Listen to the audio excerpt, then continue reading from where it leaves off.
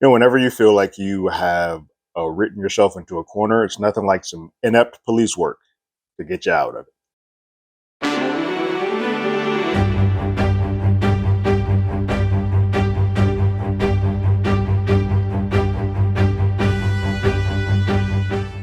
Hello, everyone. Terrence with Hollywood already did it. If you haven't already, go ahead, like, share, subscribe to the channel, leave a comment, ring that bell below. Anytime we have something, you will be among the first to know. For now, um, sixth episode of Hijack is here. It's called "Comply Slowly," and boy, is this an episode that has you suspend all types of disbelief because man, they are stretching things thin with the way that this police force works here. A lot of questionable things happen. I'm just like, oh, you did that just because the script told you to do. Is it still fun? Sure. And there's a little big surprise at the end of this episode, but there's a lot of eye rolling that happens in this episode. And it all falls on the inept police work that exists. Somehow, Daniel is still allowed to do police work after allowing a suspect that was supposed to be detained to just run off into the street and get killed. Here we are. So Sam's kid Kai is at Sam's place, and he narrowly sort of escapes the cleaners that are there to sort of wipe that slate clean and remove Sam from the board. They don't know that Kai is there. They don't know where Kai is. They're not particularly looking for him. They're just trying to stay at his residence in case anyone does show up. There's some sounds that happen upstairs, and so Kai is smartly enough to open up a window in the bathroom to allow himself to kind of rest in the closet. They come upstairs to investigate the noise. They don't see anything. They think the coast is clear, and they just start chilling, having some time at the single male's pad and watching TV and just enjoying life until something shows up. This is where this episode takes a turn. It's called "Comply Slowly," and one thing that I've always heard from every cop show that I've ever watched, or any type of FBI, CIA, anything that happens to do with terrorists, we don't negotiate with terrorists unless you're in hijack. Then you negotiate your ass off. And so we have a situation where they have negotiated a situation where they are letting the hijackers, basically Edgar, who's the main one that they're allowing to escape, they're letting him believe that he is getting what he wants, getting his list of demands and being freed. But they're just going to tag him and follow him because that's going to work. Edgar, when he's getting to his car, gives a warning to them to say, hey, don't follow us, because if you do, I can reach somebody on that plane and we're gonna kill someone. Meanwhile, at the home office, they're all kind of going by this. We want to comply, but we're going to comply slowly. We're going to let them think that we're giving them their reign to do whatever we want, to give us enough time to get the plane down safely and in time. Sure, I feel like the better play would be either A, just let him stay in there, and those people are either going to die one way or the other. It just seems like this is a very haphazard way to do this, and kind of giving into these demands. So they allow him to go off, and they put a tracker on the car. They are tracking him and following him via GPS by Daniel because he is so good at police work. And so he's the one that is tracking and following behind Edgar. Maybe 5 minutes later, they're spotted. And Edgar's like, I thought I told you guys not to follow me. Then he gives the phone to Daniel. He leaves it on the dashboard, comes out, looks at him, leaves the phone there. Then he calls him and says, real quick, I thought I told you guys not to follow me. Because you're not listening. You're not listening to what I'm saying. I'm going to have to give you some proof that I'm about my business. I'm going to get somebody to send a photo from up there. We're going to kill a passenger. I'm going to send a photo to you. So just hold tight. So then that's when we get on the plane and we see that Terry is trying to hide Lewis's body so it's just not seen. And Stewart's in a daze. He just lost his brother. We got to remember that point. So he's kind of not in the right frame of mind. He then gets the message, and he gets a message from Edgar saying, you got to kill somebody on that. I need proof. I need a photo taken back for me. So they take one of the flight attendants and are about to kill her. They take her to the cockpit. They close the blind so that nobody can see. They take her to the cockpit, and he's planning to put a belt around her to kill her as opposed to a gunshot, which would be a little bit louder, a little bit messier. Sam just gets up, kind of just goes piece back, and is like, hey, yo, real quick, what are you guys doing? And he's trying to get in with Stewart to kind of give him a leg up to say, hey, listen to what I'm saying to calm, de-escalate the situation a little bit. And he's like, real quick, you're smart in that you didn't take a passenger, because if you took a passenger and killed them, people would sort of notice that a person is missing, a seat's missing, and they would get a little bit antsy and a little bit upset. It's also smart, real smart, that you're doing it with a belt as opposed to a gun because that would be loud. So you're doing things correctly. But I want you to think a moment. We've already killed a passenger on this plane. She's good and dead. So if you need to prove somebody, I don't think you need to kill a new person. You just need to go ahead and take a photo of that person. And Stewart's like, okay, cool. And Jamie and Stewart take him back and make him take the photo with one of the flight attendants and send that as a proof of concept, proof of death. He sends that photo to Edgar, and Edgar sends that photo to Daniel, who then sends it to Zara and is like, yo, they're serious. I need to stand down. You guys are going to need to follow him a different way. And they see that, hey, maybe we should have negotiated with terrorists. Duh. And they're now a little bit on their heels. Sam gets back to his seat and lets Hugo and the rest of the folks like kind of around him that they're getting messages from the ground that something is happening down there, that they need a proof of death. And who knows if this happens again. If they need another one, we were lucky in that we already had one person that was already dead. They need another one, they're going to take another life. And we need to be prepped because we can't keep having them going through and giving them the leverage. We need to sort of take some onus on ourselves or this is going to get bad quickly. And so he's like, we need to be prepared to attack and do so. So he gets one of the young lady to the right is drinking those coconut waters. And on the back of it says, be prepared to shake things up a bit. Something to that effect. And he takes the pin that he had from behind the passenger and Hugo and he circles it. And then he just starts sending that through the cabin, and everybody's sort of getting prepped and getting armed. They're like getting armed to the teeth, people taking stuff down, taking pin clips out. They're ready to go to war. And so it's all everybody sort of getting ready for the signal, whatever that signal may be. No one's actually said it, but they're just saying, be prepared because it's about to go down. At that point that Hugo takes the cuffs, the zip tie cuffs that Sam has. Sam just happens to have scissors in his pocket. Sure. And he cuts the zip ties off of him. But he still pretends to have them zip tied. We then meet Felix, who is riding along, and he gets a call to meet him at this pub. Goes to the pub, and Felix apparently is a shady news reporter.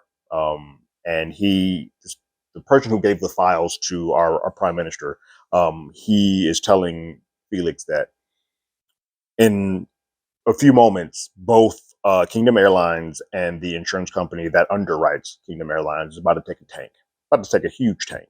And Felix is like, oh, how do you know that? It's like, the plane is hijacked, Felix. And this is sort of insider trading that you're getting. And I know that you're about that life because you've done this before. And you've gotten a lump sum of money when you delivered some previous news that was insider trading before via Twitter. So I need you to do that again. And if you don't do it again, within 30 minutes, we are going to release all the information about how you did this before and became rich. So TikTok, go ahead and do that real quick. So Felix scurries off and is like, all right, well, crap, I don't have a choice. Home Office identifies Sheena Francis as the young woman who was killed, who was going to go to work the next day.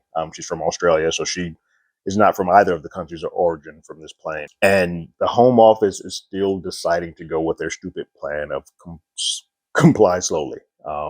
They don't really think that they're going to take another life. They're like, that was one thing. They're not going to do it again. I don't know why. But they're saying that their plans remain the same. Despite the death, their plans are exactly the same. Nothing's going to be changed. To that point that Edgar runs into a roadblock. There's like a pileup, if you will. It's a roadblock. Now, Home Office has nothing to do with this, but Edgar thinks that, hey, you guys are just trying to slow me down. He calls Daniel, like, you guys are just trying to slow me down. Move this now. You guys are just trying to slow me down so you guys have enough time to figure out whatever it is you want to do with the plane. I'm on to you. We're not doing that. Now, this is the one time the Home Office actually has nothing to do with that. It would have been smart. It was the one time that like, oh yeah, that would have been a good idea, but they don't have the resources or the time to they didn't know where he was going. So they didn't have that planned to that effect. But Edgar is paranoid, believing that they did. So he calls Daniel and is like, I'm going to kill somebody else real quick. If you don't do this, move this out of my way, I'm going to kill somebody else now. While that's happening, Kai has managed to find a phone under in some old hardware of his dad's house, but it's a landline phone. So he has to scurry to the washroom quietly to plug it in to call the police to get a police cruiser to Sam's house, to his dad's house. He does so. They originally are like, say something, but if you can't speak, hit 55. He hits 55. Cool. He then unplugs it because they're like, we'll call you back. He's like, nope, can't have that. Just get somebody here. He then overhears on the news that the two cleaners that are in the home are hearing the newscast that says the flight has been hijacked. So he now knows that his father wasn't lying. It was on a plane that was hijacked. Also, that's our way of learning that Felix did not hesitate. He's like, no, I'm going to go ahead and put this news out there because I'm rich and I don't want nobody else to know why I am. So the note that Sam and Hugo have put together has made it pretty much throughout the entire cabin. But then it gets to a point where it gets sort of stuck. The mom who, with the two kids, is trying to give it to the lady next to her. And she's kind of like, no, I don't want it. I don't want it. I don't want to hear it. In that, causes commotion, and they're seeing, and some of the hijackers come back to like, what is this? Jamie meets them, and they're like, what? Who wrote this? And who wrote this? It's at that point that Edgar calls Daniels like, I'm about to send a note now to get another person killed. So just be prepared. I'm gonna go take care of this real quick. Here's where this gets even crazier, and I just can't. There's no way in the world that I can think that the Home Office is dumb enough to believe this. Edgar goes off route. He goes off route, and the drone that they have following them after they lose Daniel, after Daniel can't follow anymore, the drone loses sight of him, can't see him, and they stay stationary for a moment. My brain immediately, and I don't know how anybody else doesn't, oh, they're playing a shell game. They're going to keep the car going, but they're going to be out of that car. Anybody in their right mind, the script right here, the script in this entire episode has been pretty shoddy, but that was the one point I was like, oh, come on, guys. Obviously that they're not in that car anymore. Like, you got to know that. They don't, because they're still operating that they're going to stop this car and go get them on the tarmac, and they got them dead to rights. This is where this episode almost lost me. There's some cool stuff that sort of happens at the end that kind of brings me back. Now I have to watch the final episode, but it's like, oh guys, this is terrible.